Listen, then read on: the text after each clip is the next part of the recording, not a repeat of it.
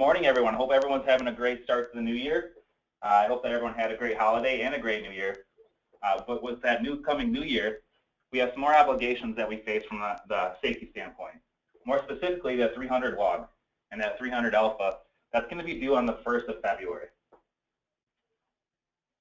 And that's what we're going to be covering today. For today's topic, we're going to be covering the painless path to the 300 log compliance. We understand that your time is extremely valuable, and I understand that too. So we're going to make sure that we're out of here in about 35 to 40 minutes or so that way we can get everyone back and running, so that way we get back to the work that is.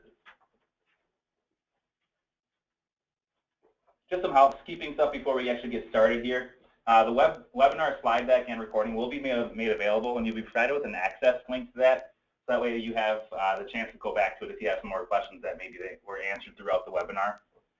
Also, too, if you could, just give us a shout out on Twitter, our Twitter feed at HNI Risk using the hashtag HNIU. That'd be great. We'd love to see that kind of stuff. We do have a large audience today, so we're going to kind of change the policy a little bit here. We're going to go with direct questions only to my email address, please. That'll be provided throughout, and there'll also be an email address at the last slide, too, that if you have any remaining questions, that you can send me out those questions. This is going to actually allow us to have a little bit more of an in-depth conversation, so I can make sure that your question is completely answered, and that way we don't have any questions going forward. I'd like actually nothing better for the next couple days than to sit here and answer you guys' questions. That would be pretty awesome for me. I do want to give a quick tip of the hat here to our sponsors for HNIU. These guys here have been supportive for us, and they've been helping us out for the last couple of years in trying to organize HNIU. And then without their help and continuing support, I don't think that we would have been as successful. We still would have been successful, but without it, we obviously get to the next level. We have about 200 plus enrollees right now. So to give you an idea of who I am, get a face to the voice that you guys are listening to right now. My name is Kyle Meinert. I'm a risk advisor here at HNI. My calling here at HNI is to kind of focus on the occupational health and safety needs of our partners. And we know that almost every company doesn't necessarily have a safety person that's dedicated to that safety role. We also know that there's a lot of people out there that fill those hats. Okay, that's really important for us because we know that there's not that dedicated person, but almost every single company that we face or we talk to has some kind of occupational health and safety wicked problem, as we like to call it, that pops up through their operations.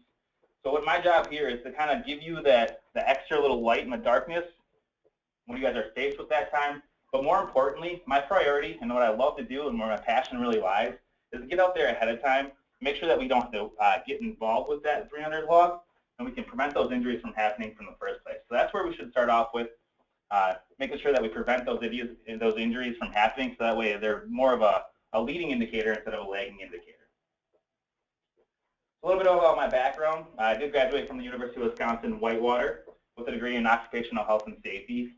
I'm a current member of the Board Certified Safety Professionals, and I hold the designation of ASP. And I'm actually in my 6th and final year in the Wisconsin Army National Guard, where I actually am a cavalry scout or a reconnaissance asset. And I also have some added duties on the occupational health and safety side from the public standpoint as well. So that's me. Let's get an idea of where we're going today. So we're going to start off the day with talking about some OSHA updates, more specifically the reporting standard that just came out last year. Some frequently asked questions that I've been answering throughout the whole entire year. We want to get this out there so everyone knows it. Some forms that we can follow for the 300 logs. What do we consider OSHA recordable? What's first aid? And some other filing requirements for this 300 logs. We're going to kind of end up with a little bit of a behavioral safety standpoint too, so just hang on with me and we'll get through this in about 30 to 40 minutes.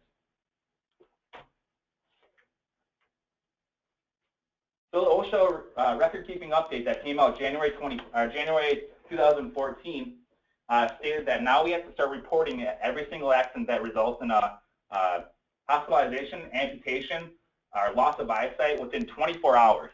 I hope that everyone on the line has already known this. If not, you gotta pick up the slack here because this is something that is a hot button OSHA button right now. So we need to make sure that any kind of injury that results in any of those three, or if there's a fatality as well, that needs to be reported within 8 hours. But if there's a inpatient hospitalization, amputation, loss of eyesight, we need to directly report that to the closest area office where the accident actually happened. And you can do that by calling the 1-800 number. You can call the office directly, or there's actually a form online that you can fill out as well, and you can fill that out and then answer all the questions and submit that as well.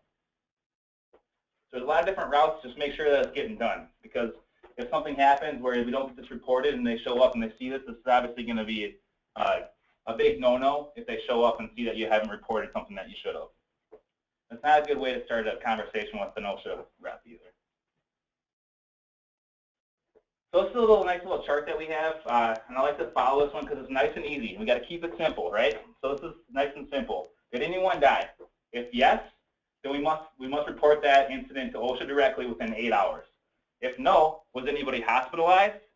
Yep, someone was hospitalized. 24 hours. We got to get a hold of them. If there was nobody hospitalized, but we had an amputation, that needs to be reported directly within 24 hours. Did anyone lose an eye or any kind of eyesight? Then yes, report it. If none of those, if all your answers to this question are no, there's no need to directly report it, but that doesn't mean it doesn't need to go on your 300 log. So let me get into some of these quick, frequently asked questions that I see a lot. What does inpatient mean? Inpatient, obviously there's been a lot of confusion with this, because as soon as you go to the hospital, a lot of people consider themselves as being a patient. That's true. You are a patient, but you don't meet the standard, or you don't meet the qualifications to be directly reported, because if you haven't been admitted to the hospital for treatment other than emergency care. Once you get in there, if you go to the emergency room only, then you're not considered an inpatient in the eyes of OSHA, so you don't have to actually directly report this. But let's say that you rush to the emergency room, and then after that they admit you in farther past the emergency room, then you would need to directly report that within 24 hours. How does the OSHA define amputation? So this is another one that comes up a lot. Amputation should be a cut and dry question. If there's any kind of loss to a person, physical loss, then that needs to be reported within 24 hours. Something that doesn't get thought of a lot is the fingertips. We see a lot of fingertips, unfortunately, that sometimes get amputated. So that needs to be reported, even if there is or is not bone loss with that.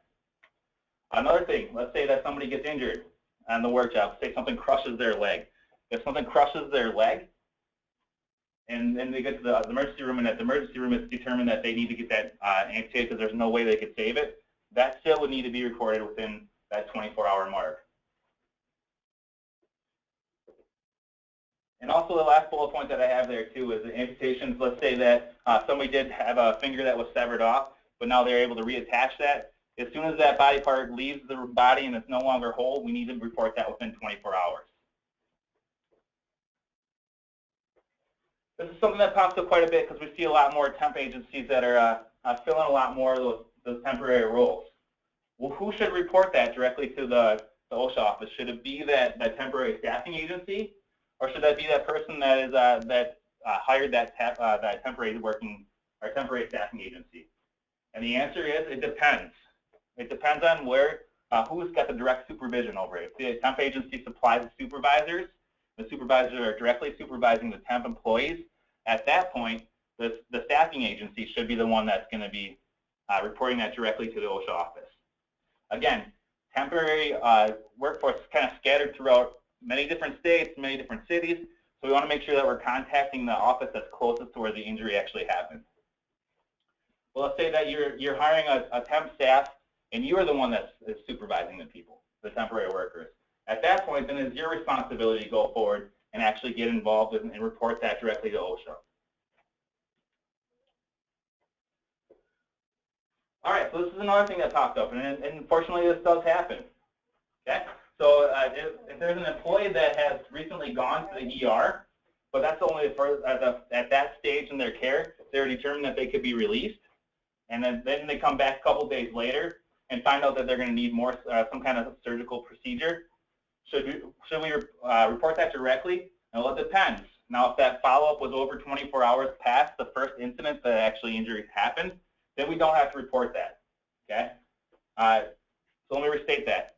If the injury happened and the person went to the ER, person was released from the ER, without any further care, came back for a follow-up, and with the follow-up they determined that they would have to get some kind of surgical procedure done. If it was greater than 24 hours, that follow-up where you found out that the inpatient status would be qualified, at that point we don't need to report. Okay? And same with fatalities. It's not 24 hours. Fatalities extends that date out to 30 days. Let's say something happens, and unfortunately the person hangs around for a while, and then at the 31 day, if they expired at that point, then we still wouldn't need to report that. But again, that doesn't mean that it doesn't go on your 300 logs.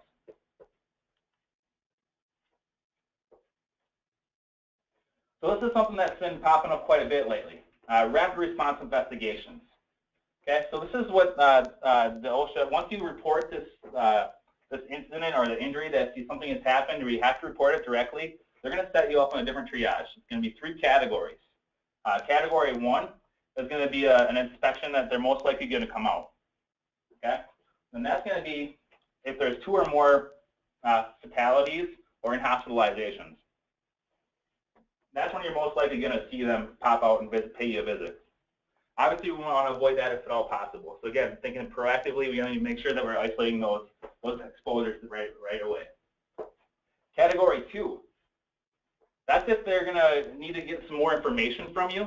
So if they can get some more information for you, they're going to contact you, try to get some more information to see if the inspection would be warranted. Okay? So that's going to be something if the people are still exposed to the hazards that caused that first accident, or some kind of serious hazard that happened or they're exposed to, and then that's when they actually have the loss or the injury. So something like a fall over the fall protection standard, permit required confined spaces, if there's an injury that revolves around permit required confined spaces, lockout, tagout, GHS failure, stuff like that. That's going to be something where they're going to prompt you for a lot more information to see if an inspection is warranted. If you have a repetitive OSHA record, if they've been out there every week for the last 3 years, then you're most likely going to get another visit for them the next week going forward. And category 3 is when the inspection may not be warranted, but they're still going to try to solicit some more information. So it's always really important that we're not volunteering more information that we need if we are going to answer these questions. And I want to kind of give you an idea of what questions would be asked. Okay, these are the 7 or so questions that would typically show up on those rapid response investigations. What action was that employee doing before they were hurt? What tools or equipment or materials were that employee using? Was it directly caused to the harm to the injury? Was the directly caused the harm to the employee? Was that controlled? Is it controlled, or are they still exposed? Could potentially harm another person in the workplace, and if so, how many people? What steps have you taken, or will you take in the near future? In my near future, I mean immediately, to prevent this from happening again. Has something like this happened in the past? What was your response if it did? Those are questions that you probably will get asked if you have to report directly to the OSHA administration.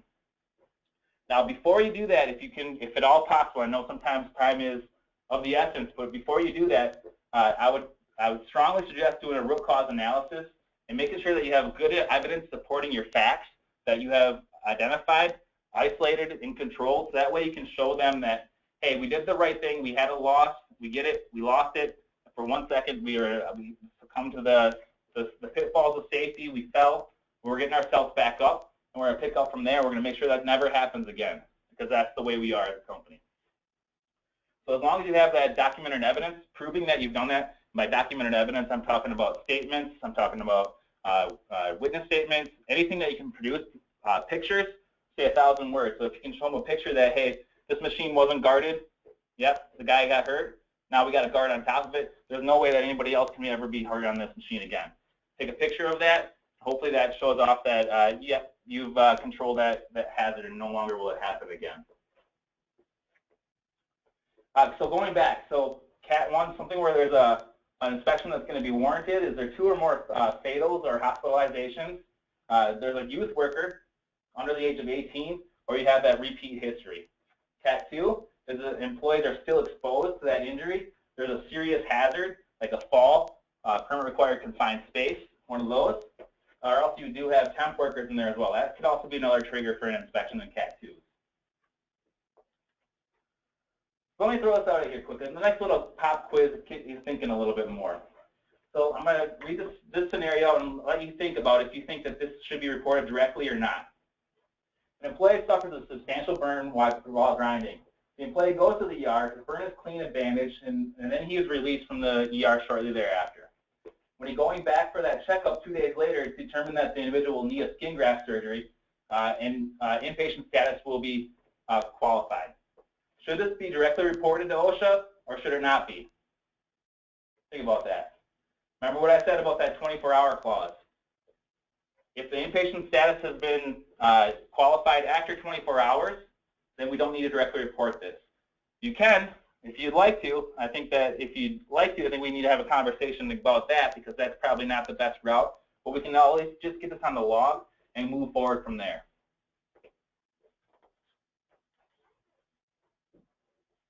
So while talking about these logs, we might as well get into a little bit of the nuts and bolts of how the log actually works. So this is the OSHA 300 log. It's 29 CFR 1904. It's actually the record-keeping requirement from the OSHA administration. So we're going to kind of go over an overview of this, kind of give you an idea of where you qualify, if you need to actually fill this report out, if you don't need to, and some other things to kind of look for while you're filling the report out.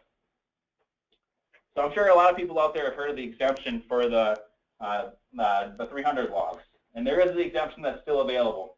If you are an employer that has less than 10 employees all year long, even if you had an employee, 11 employees for 1 day throughout the year, say you hired a temp worker in for 1 day, at that point you would qualify, okay? So you need to take record keeping if you have 11 or more. You need to take 11 more employees if you need to, if you have to take 11 or more, if you have 11 more employees, you have to make sure that you're doing that 300 log.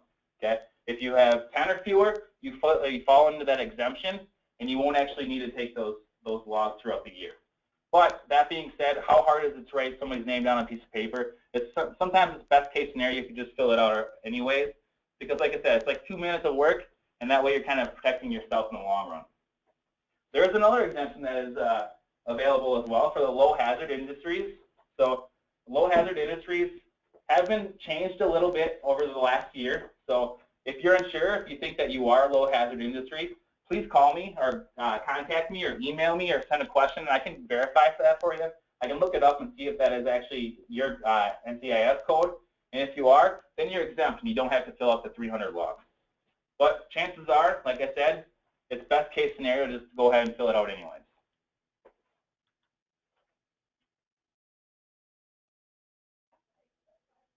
The different types of forms that we need to complete. We have the OSHA 300 form, the OSHA 301, and the OSHA 300A. So now, the one caveat to 301, now this form doesn't absolutely have to be filled out. As long as you have another form that's filled out that's equivalent, we'll get into that a little bit too. So those are the 3 forms that should be on your radar for the next coming months. Okay, so the OSHA 300 is the log. Those are the ones that's updated on a daily basis. The OSHA 301 is the first report of injury. So as soon as somebody's hurt, you need to fill this form out to have an equivalent form. The OSHA 300A is a summary of the work-related injuries, so over the past year. So how do we determine if there is an injury that needs to be put on that log? Well, there's 3 main questions that you have to ask yourself. Was the person actually injured, or is there some kind of illness? If so, then yes, it needs to go on the log. Was it work-related? If that's yes, I'm sorry, you have to make sure that you have yes to all 3 of these. If it's injury, or is an injury or an illness, if it's work-related, or if you meet a certain severity criteria. So if you answer yes to all 3 of those, we definitely need to get that on the log right away. Okay? And by right away, you have a 7-day grace period to get that on the log. And if it's on the log within 7 days, you're good to go. But obviously, if you have a direct report where you have to call OSHA directly and tell them, hey, that we had this loss, it's probably a better idea to get that on day 1 or within the next couple hours, right? Because chances are, if you fall into that Cat 1 for the triage, they're going to be knocking on your door shortly thereafter, so you might want to get that going. So, hey, we realized that we had a fall, we had an accident, now we're trying to get back up to where we should be at all along. So this is kind of a no-brainer here, but what actually is an injury? So there's clear-cut injuries, right? So you have the fractures sprains, strains, the respiratory petitions, but there's also a little catch in there too. It could be symptoms of these as well. It doesn't necessarily have to result in the accident until you give the place. It's always best to kind of err on the side of caution of getting this onto your log, because you can always go back and strike it out later on. Okay? And it's also important to note that it's not just because you had someone that was exposed. They have to actually have symptoms, or they actually have to be injured. Okay? So if they are injured or they had those symptoms, then it goes on the log. But if they're exposed to the hazardous condition, at that point, we can circumvent the log. We don't have to put them on there. Unless it later pops up where now we have some kind of symptoms or some kind of injury that happened. Next thing, work-relatedness. This is a hot button issue too, because unfortunately sometimes people go home Friday night, come back Monday morning, and now all of a sudden they have a backache. Okay? Or they have some kind of issue where they've met all three of those criteria, the questions that you need to ask yourself if those are going on your reports. If you met all three of those, even if that person went home for the couple days, we need to get that person on the log. Okay? Let's say they had a back injury from lifting something on Friday. They go home, they don't report it until Monday. At Monday, we definitely need to get that person on that log then. And even if they had an injury prior, let's say they blew out their knee playing football in high school. Okay? Now all of a sudden they're having some issues after they went through a long day of work on Friday. If they're having some significant issues and it's aggravating that blown out knee that they had a long time ago, and you go to the doctor and you fill those three criteria, those three questions out again, then yes, get that person on the log. I hope you're picking up what I'm putting down here with the 300 logs. It's better to err on the side of caution. So if you question it, put it on it. But if you're not sure, you can always contact me, and I can give you some verification if that needs to be on the log or not.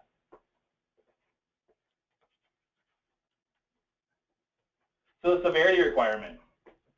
So there definitely is a severity requirement that you need to fulfill.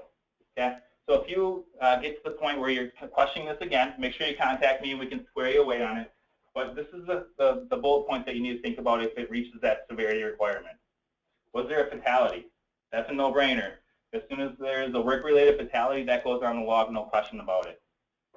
Loss of consciousness. Let's say that some person's working in a paint booth and they succumb to the fume. They pass out, they get back up, everything's fine. At that point, we still need to get that person on that log. So that way we're tracking it. We can establish that paper trail then. Another one is days away, restricted transfer from work. So those are your DART days.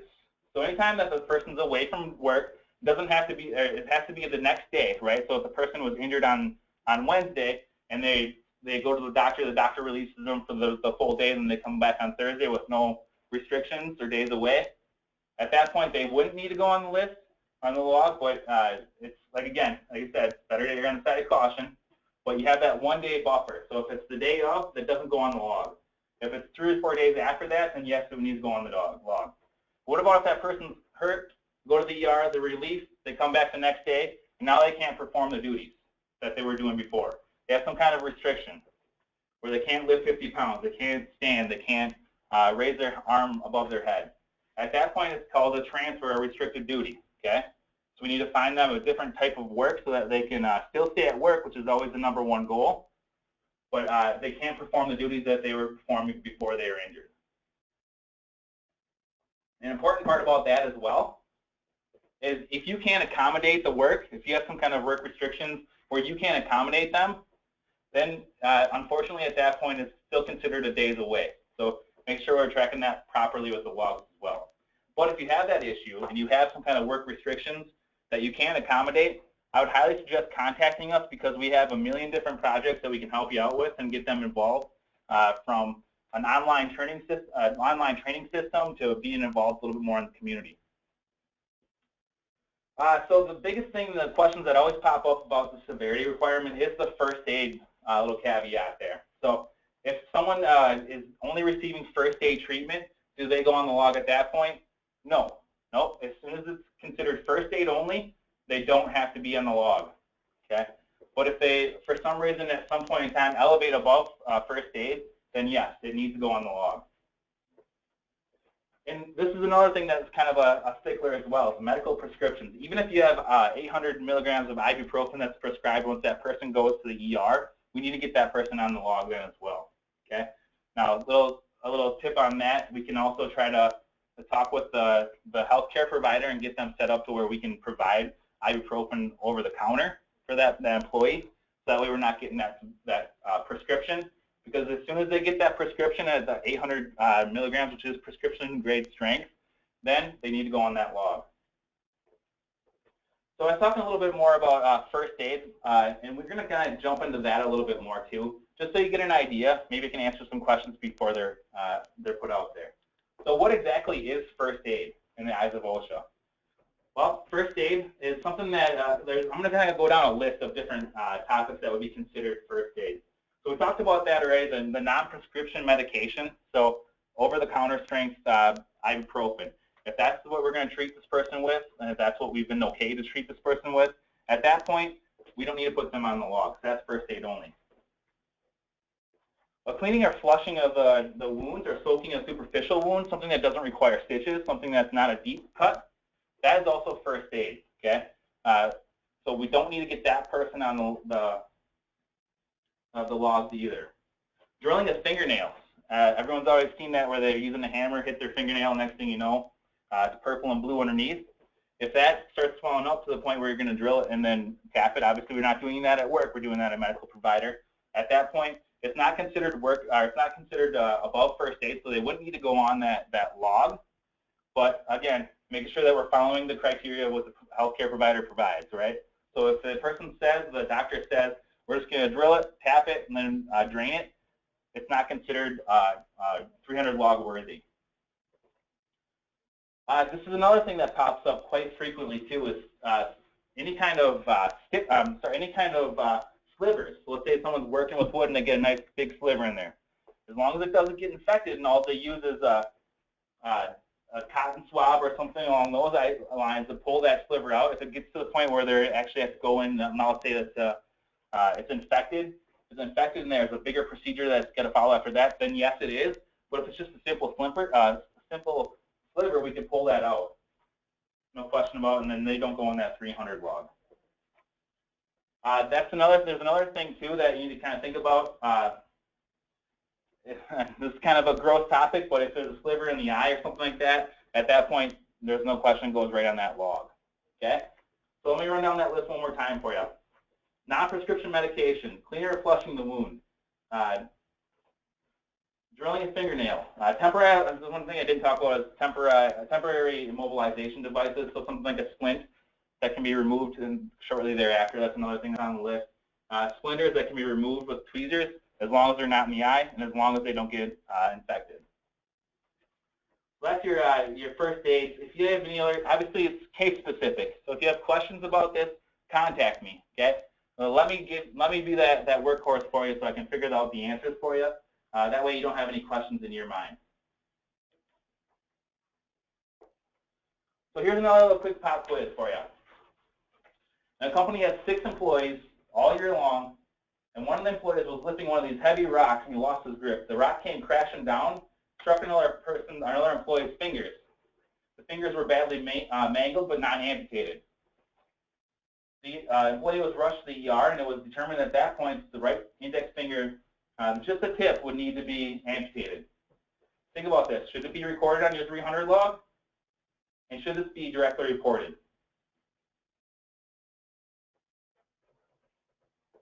Should it be recorded on your 300 log? Nope. You have 6 employees all year long. You don't qualify to that 10 or more employees, so you don't need to have that on your log. You don't actually need to be filling out the logs in general. Should you be directly reporting this though? Yes.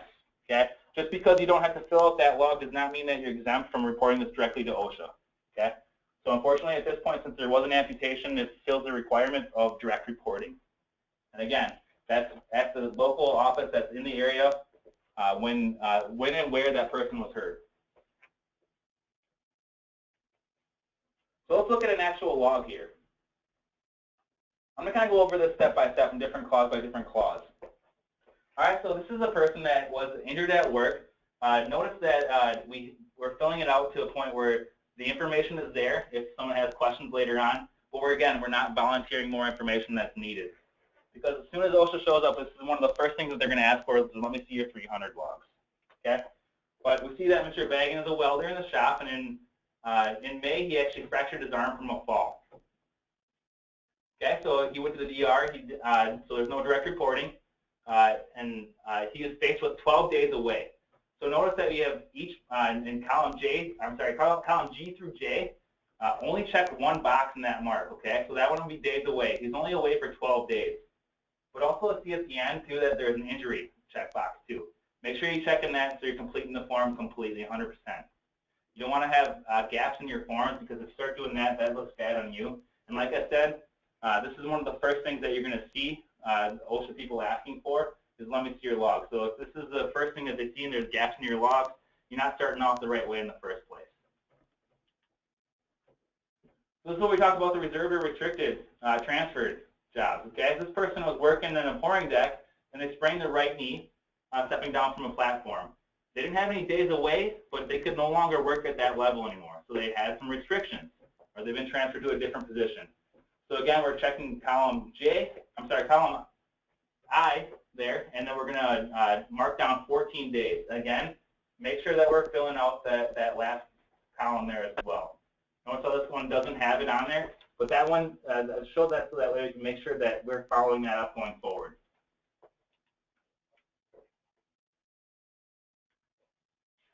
Combination of days. So this is the days away, restricted, and transferred. So now we fill 2 marks in that column G through J, but always only make sure that you're only marking 1. It's the most severe that you face. Okay? So that would be column H.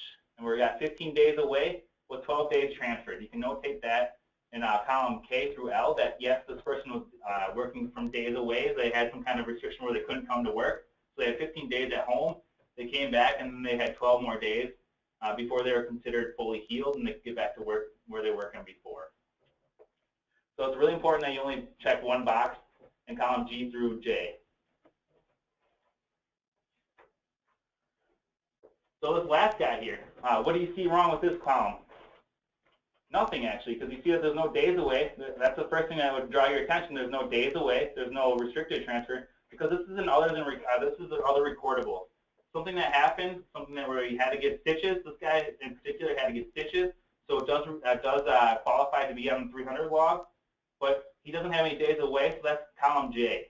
Those other recordable cases where there's no days away, but there's still something that qualifies to get him on this log.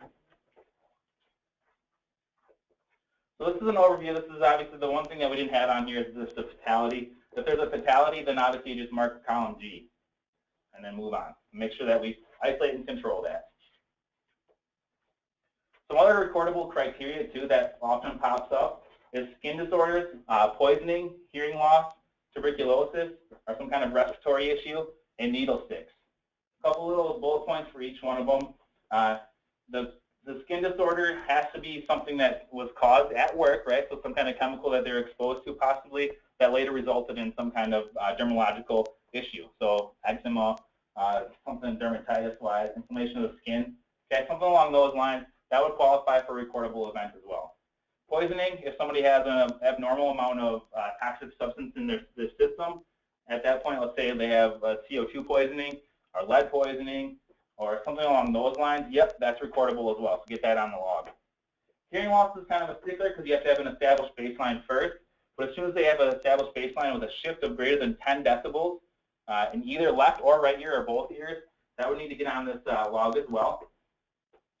Tuberculosis and respiratory, if they have some kind of respiratory issues, something that has been medically proven and it fits all the criteria, then yep, that gets on the list as well. And needle sticks is something that if they're stuck with a needle, some kind of sharp object that has another person's blood on it that could have been possibly contaminated, so like a bloodborne pathogens issue, at that point, then yep, that gets on the list as well.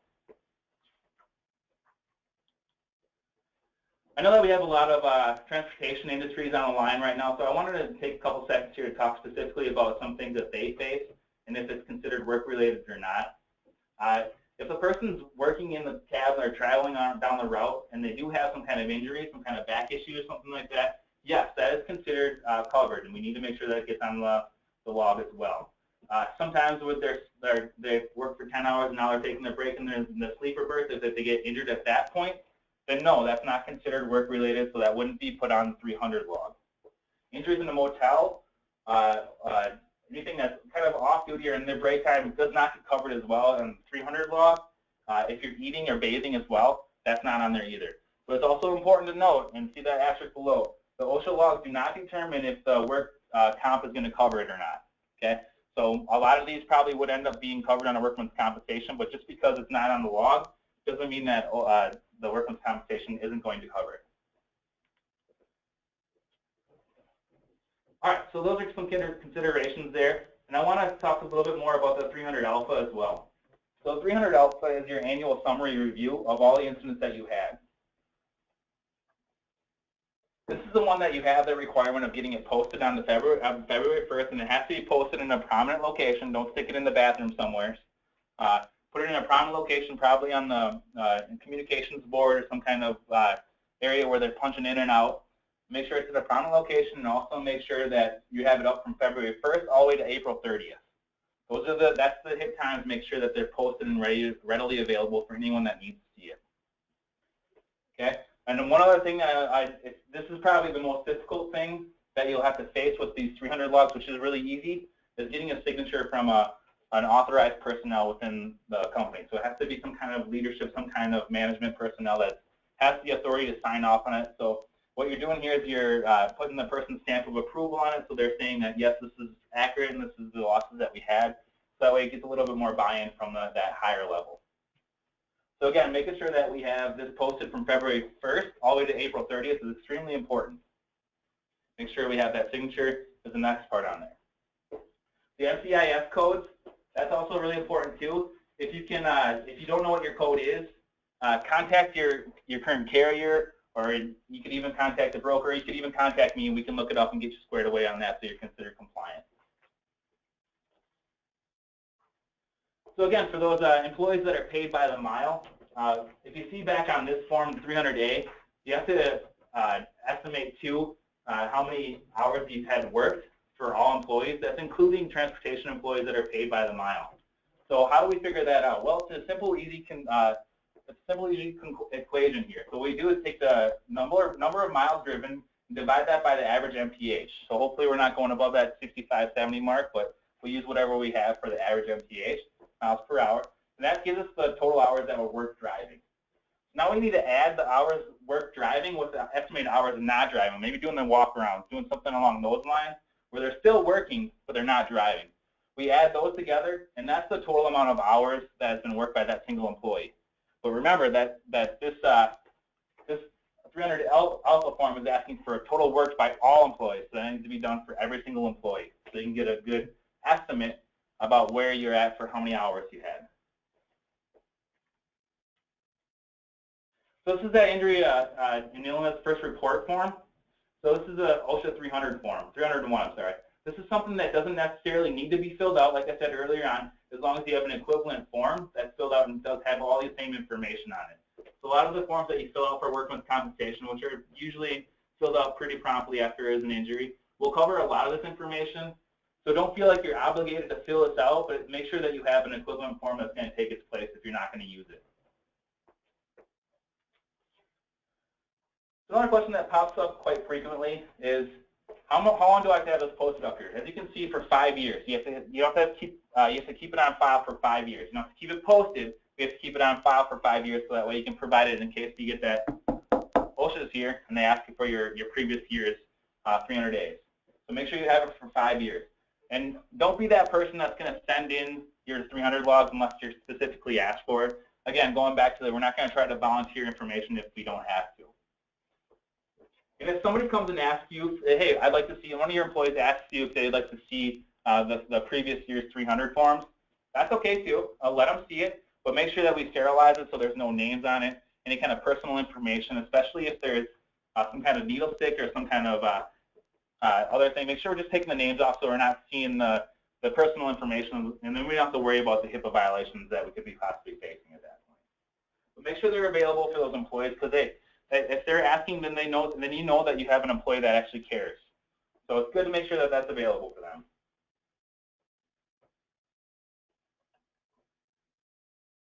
So I want to kind of switch gears here and talk a little bit more about some behaviors too.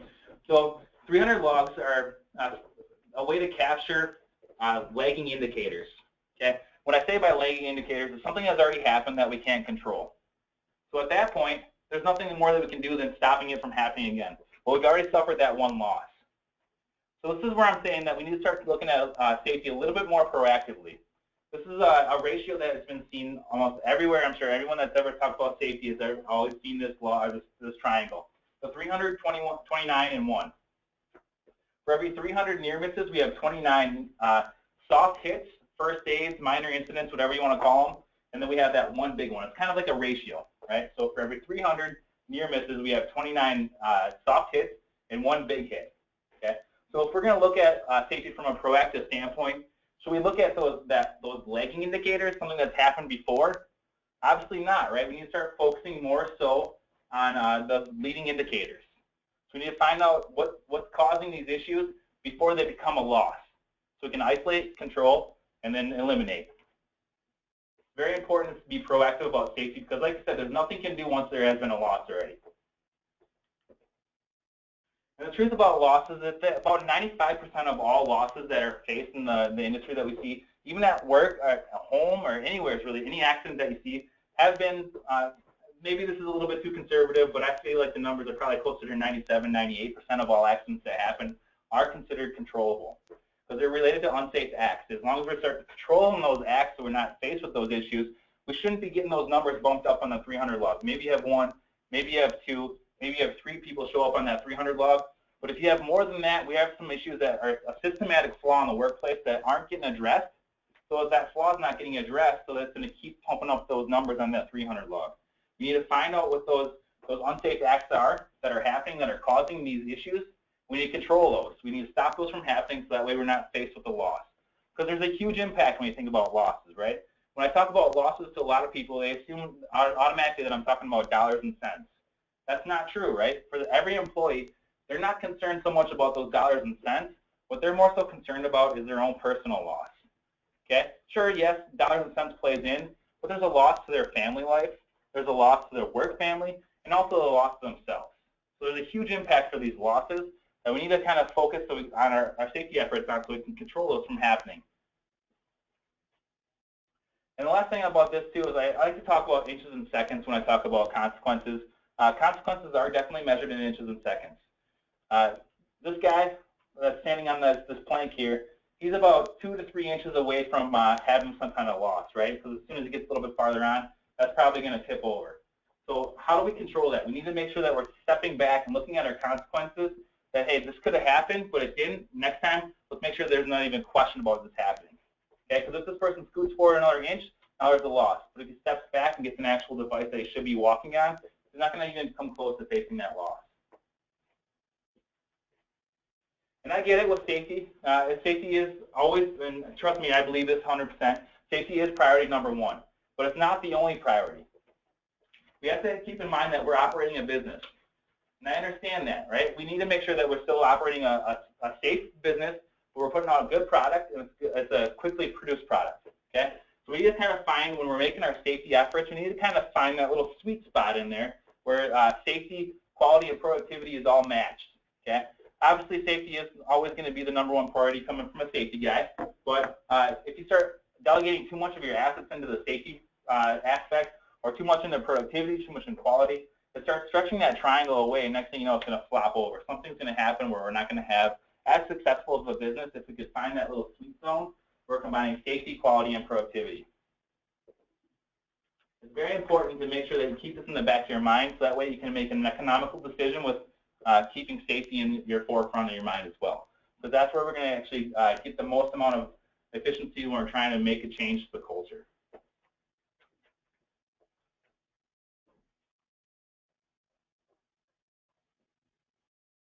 We get it. Trust me, I understand that not every company out there will have that designated personnel that's going to be taking care of safety. I completely understand that.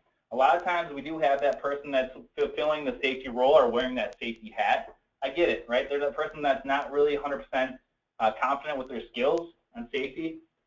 But that's when we kind of come in to help you out. HNI is really proud to offer our advisory roles. So we have experts in almost every single industry for DOT, we have pre-loss, post-loss, we have all sorts of different types of losses that we can control for you. We're going to identify those for you and isolate them and can make sure that that never happens so that way we don't have that loss. So the only thing is, though, we can't really get out there and we can't really help you if you're not willing to accept it or you're not willing to ask. So I'm asking you guys now, I'm challenging you guys to kind of be proactive about your safety efforts. Don't focus on those 300 logs. Focus on making those logs disappear because we're controlling those accidents. And now we're going to do that by changing the behaviors and making people act and think safe. So please, if you have any questions about the safety issues, please reach out to me so I can actually help you and help you nail down the specific behaviors and help you give an idea of how we're actually going to fix that for you. But just know that we're available for you, so if you have any questions, make sure you're asking them. So a little bit of a wrap up here. What all did we cover? The biggest thing that we covered too today was the new reporting and recording standard with the considerations of having directly report to OSHA if you have an inpatient, loss of eyesight, or some kind of amputation or a fatality. Remember that it's 24 hours. Within 24 hours, you need to make sure they're reporting directly to the OSHA office that the accident happened in. Some of the exceptions to the standards, if you had employees, 10 employees or fewer throughout the whole entire year, you don't have to fill out that log, but if you had 11 employees, even if it's just for one day, you still need to fill that log out. We went over the forms, the 300, the 300A, the 301. Again, making sure that we fill all those forms out or have an equivalent form for the 301. 300 Alpha, again, gets posted on the 1st of February and is available up until, it's available for the employees up until April 30th. We talked about what's considered an OSHA recordable event that would qualify to be put on to this log of the first aid. We kind of ruled some of those first aids out. But again, with that first aid, if you have a question about that and specific to what happened to your location, please email me so I can help answer that question for you. We also went through some detailed steps on how to complete those forms. Again, it's pretty easy as long as you sit down and you start working through it. But if you have questions about how to do that, again, follow up with me so I can help you out. That's what we're here for. So going forward, if you have any additional questions about the 300 logs or some kind of behavioral-based questions, please ask me. Like I said, I'm more than happy to sit down and ask you some questions to really identify the issues that are at hand. If you have just a simple question about 300 logs, email me. It's fine. Call me. That's fine too. We'll get it figured out so that way you don't have to stay up at night thinking about what could have happened if the worst happened, right? So get a hold of me so we can get this figured out and we can isolate and control those. We like to kind of poke and prod the audience too, so make sure that we have some kind of other HNIU topics that are coming in that are relevant to your guys' specific needs. So if you have any other ideas or anything that you'd like to hear covered going forward with another HNI university, go ahead and email Sherry at this email address right here. Thanks for your time today. I promised 45 minutes. I ran about 4 minutes long there. But again, please feel free to ask me going forward if you have any additional questions about 300 logs or anything really related to the safety front. I hope you guys have a great time and hope you guys walk out of here with some information. Have a good day.